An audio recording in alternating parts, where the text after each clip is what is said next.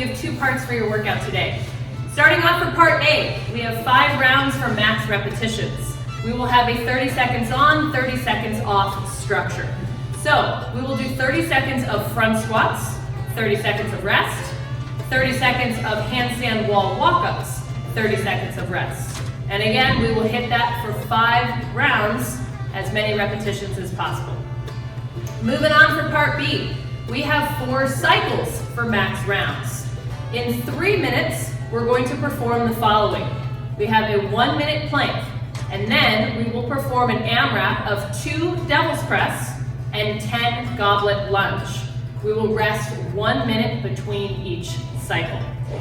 For the goblet lunge, you are welcome to use the dumbbell, one of the dumbbells that you're using for the devil's press, or you're welcome to get out another piece of equipment you have to weight that movement differently.